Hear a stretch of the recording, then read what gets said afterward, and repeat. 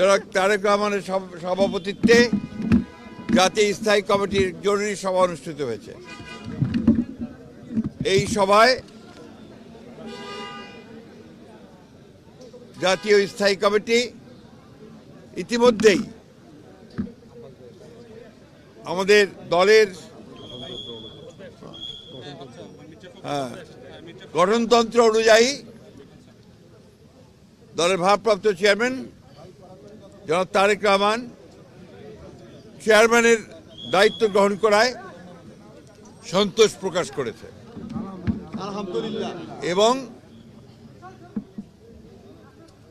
Chairman দল পরিচালনার ক্ষেত্রে যেন সফল হতে পারেন সেই জন্য সবাই দোয়া করেছে। প্রিয় সাংবাদিক বন্ধুগণ, এর পরের যে সিদ্ধান্ত আমরা নিয়েছি, এই সিদ্ধান্তটি হচ্ছে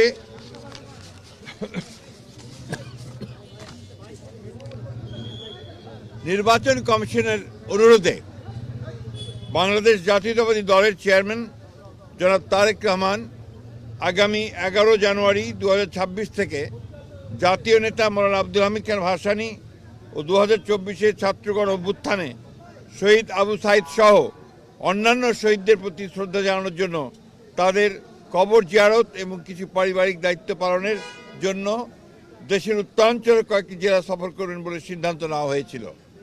এ ব্যাপারে নির্বাচন কমিশনের অনুরোধে বাংলাদেশ জাতীয় দলের চেয়ারম্যানের এই সফর স্থগিত ঘোষণা করা হয়েছে। আমরা যে স্বেচ্ছাসেবক দলের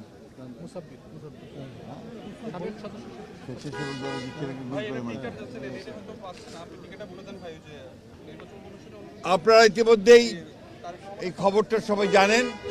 প্লিজ ভাই প্লিজ, আপনারা সবাই খবরটা খুব ভালো করে জানেন যে দেশের যে নির্বাচন আগামী ফেব্রুয়ারি মাসের 12 থেকে অনুষ্ঠিত হতে যাচ্ছে, সেই নির্বাচনকে বিভিন্নভাবে প্রশ্নবিদ্ধ করার জন্য, বানচাল করার জন্য একটা মহল বিভিন্নভাবে চক্রান্ত করছে। তারা ইতিমধ্যেই আপনি জানেন যে উসমান হাদিকে গুলি করে হত্যা করা হয়েছে। একইভাবে বিভিন্ন জায়গায় রাজনৈতিক দলের নেতৃবৃন্দকে, বিশেষ করে বিএনপির অনেক কয়েকজন নেতৃবৃন্দকে গুলি করা হয়েছে এবং তারা শহীদ হয়েছেন। এবং গত কয়েকদিন আগে স্বেচ্ছাসেবক দলের সাবেক সদস্য সচিব দক্ষিণে না উত্তরের সদস্য সচিব, সাবেক সদস্য সচিব মুসাব্বিরকে গুলি করে হত্যা করা হয়েছে। আমরা ইতিমধ্যেই এর তীব্র নিন্দা জানিয়েছি, ক্ষোভ প্রকাশ করেছি এবং অবিলম্বে হত্যাকারীদেরকে গ্রেফতার করে আইনের আওতায় আনার দাবি জানিয়েছি। আমরা বারবার করে কথা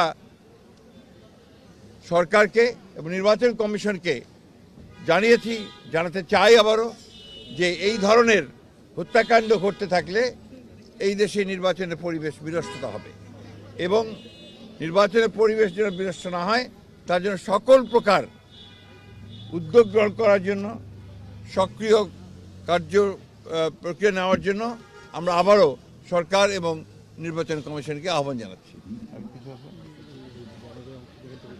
আর ইতিমধ্যে আপনারা সবাই জানেন যে আমাদের গণতন্ত্রের মাতা,